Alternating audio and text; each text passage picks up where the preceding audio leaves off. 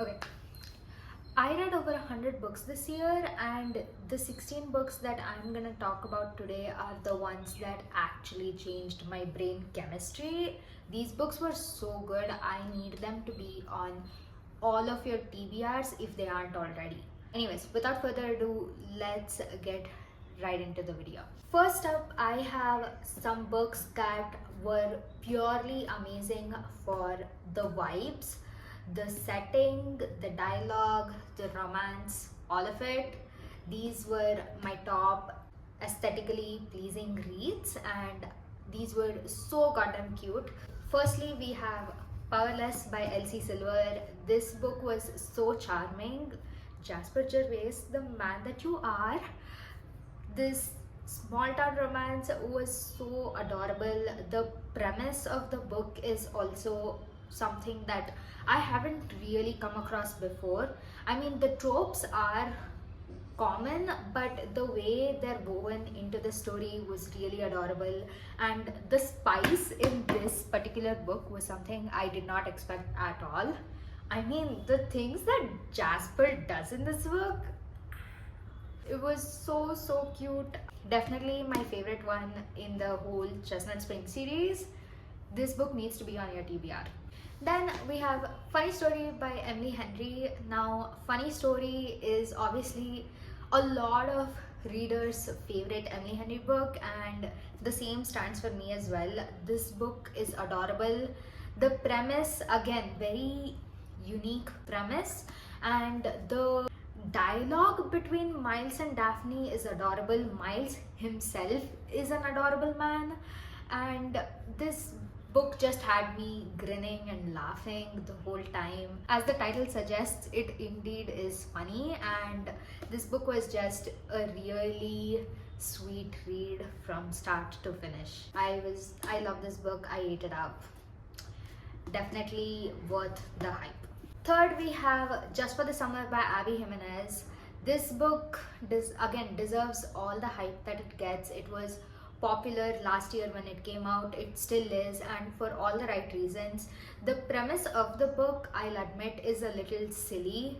It almost sounds like a Bollywood movie, but again, the chemistry between the characters, the dialogue, and then Justin's epic monologue towards the end of the book is to die for. That monologue that Justin has in his head is everything. It kind of pretty much sums up why people love romances in the first place, like reading romances. The characters are so well thought out and well built. Emma is such a complex character, and seeing her journey from start to finish was really gratifying. Yeah, this book was funny and charming, and so are all the other books. The fourth book in the aesthetically pleasing books is Sunday Morning by Julie E. Ann. This book completely took me by surprise. I picked up the book for the plot because it's ex's brother, and the fact that this story is set in the 1980s, where people were like where religion was such a big part of the culture, and the characters are in this small town where the church is a very big part of everybody's life. So seeing that aspect of it in the book made the story feel even more like forbidden, made the romance feel a little more forbidden, and the chemistry between Isaac and Sarah was just incredible. Isaac is so funny and he's so charming in his own way, and the devotion that he has towards Sarah completely melted my heart. That book, including these three that I just spoke about, if you are someone who appreciates the vibes of a book, then these four books need to be on your TBR going into 2026. Then we have 5 books that were the ultimate page turners this year. I could not put them down even for a second.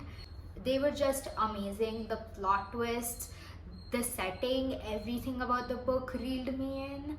And these books also deserve a spot on your TBR. First, we have Home Before Dark by Riley Sager.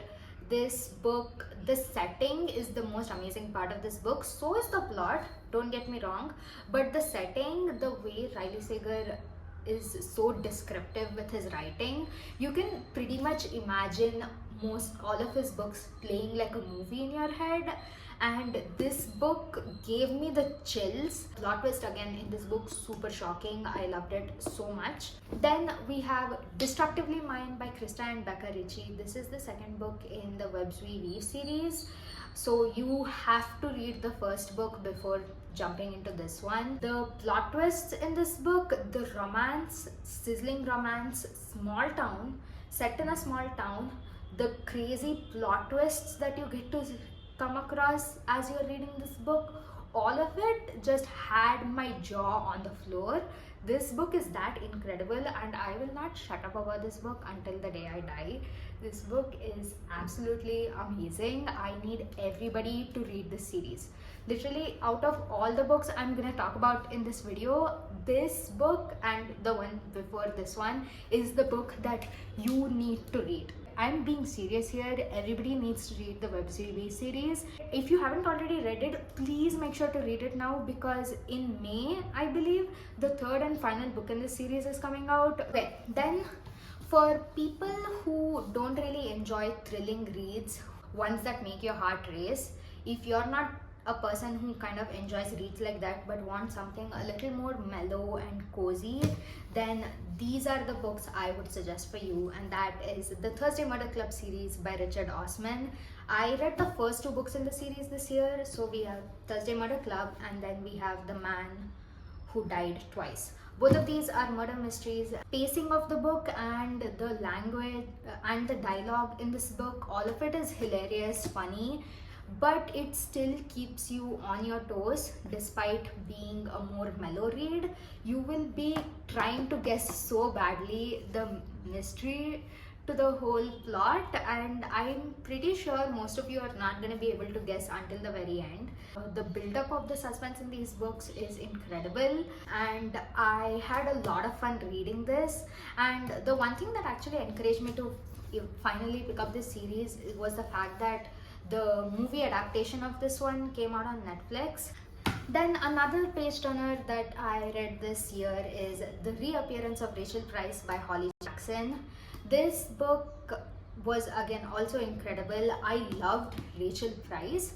Like, this woman is devious. Like, the plan that she comes up with, the whole plot of this book was amazing and so well thought out. There's the classic climax scene that Holly Jackson writes so well that you get to see in this book. It like had my heart racing the entire time I was reading it. This book delivered, right, you guys, for the vibes and everything. Also, I can't wait for season 2 of A Good Girl's Guide to Murder. Season 1 was okay, but nonetheless, I'm excited for season 2. The relationships that we get to see in this book are pretty well thought out. There's a lot about family dynamics and how some people are built differently because of the way they are raised. All of that was so well written in this book. You guys, again, should pick up this book if you haven't. Next, we have the books that made me cry just a little.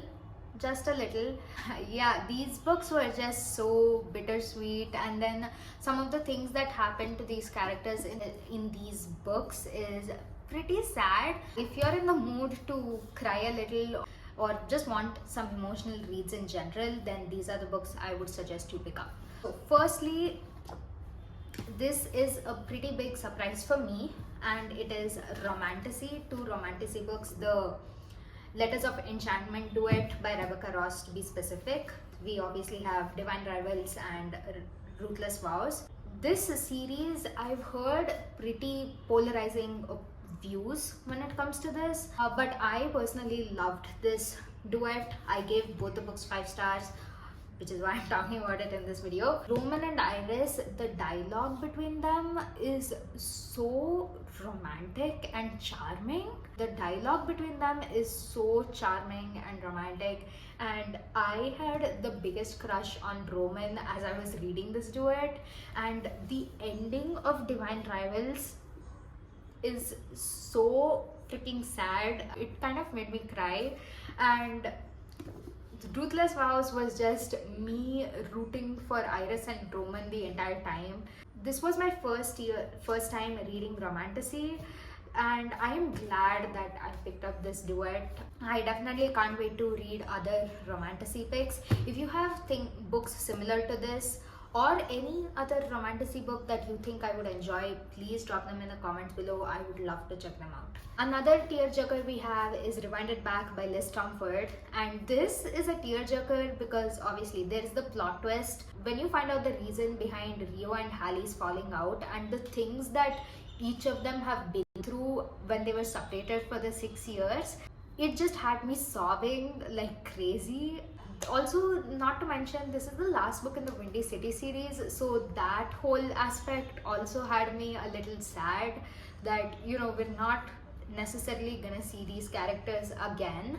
They might just be like referenced to in her other future books, but I am happy about the fact that we are getting a spin-off next year. Anyways, this book was so cute. Rio, I honestly didn't know what to expect from Rio going into this book, and Liz Stomford did not disappoint. Like, his character, he's so confident and arrogant. Like, I never expected this from him because in the previous 4 books you kind of see him as this lovable teddy bear, but then now you truly see how he is when the spotlight is on him, and the whole story is about his relationship with Hallie. It was just adorable. Like, I love this book so much. It was so cute. And the final tearjerker that I read this year was The Last Letter by Rebecca Yarros. Again, this book also has very conflicting opinions. Some people really loved this book, but some people hated it because of the plot twist towards the end of the book. I personally loved it. I'll admit the plot twist I could have been done without, but like, it just made the story a lot more emotional, I feel. And the relationship between all the characters, like Ella and her kids, these three's relationship with Beckett was so special and so well built. Like, the way Beckett is immediately like head over heels for all of them was adorable. Vibes of this book, again, it's set in like a small town, and the way the descriptions are written, it was just so enchanting. I felt I would definitely love to visit a place like that. The whole book was just really charming. And now I actually want to like sit and Google what Chris Pratt looked like when he was in his 20s, because apparently Beckett looks like that. So yeah, if I do find a picture, I'll like put it up here, I guess. This was one of the books that kind of made me cry, sob like a baby. I've been saving the best for last because for the first time in my history of reading, which is like, I've been properly reading books since I think 2021, if I'm not wrong, or 2020. I think it's 2020. So like, I've been properly reading books since 6 years ago, and this is the first time it's ever happened where I rated every single book in a series 5 stars. I'm not kidding. All the books in the series got a 5 stars, and they very well deserve it. And the series I'm talking about is Knock 'Em Out by Lucy Score. So we obviously have Things We Never Got Over, the jokes, the humor, the small town setting, and the way everybody in this Knock 'Em Out small town is so connected to each other and are like there for each other, supporting each other, was just so adorable to watch. And the couples in each of these books are amazing in their own ways. The characters are so well thought out. It's a romantic suspense as well. So there's this like external plot that you see starting from Things We Never Got Over and carrying all the way to Things We Left Behind. That aspect of it was also really fun to see. Each of the book have such unique tropes when it comes to the couples. So seeing that and like reading all these books was just such an amazing experience. I also have a reading vlog of me reading this series that you can like go check out. It's not a very long vlog, I promise. If for my more in-depth reviews, I definitely recommend you guys check out that vlog. My phone is truly not allowing me to record anymore, so I'm gonna have to cut this video right here. I anyways discussed all the top books. That's it for all the 16 top reads of 2025. Let me know in the comments what your guys' top reads are, because I need all the help I can get to build my TBR for 2026. Thank you guys so much for watching. Bye.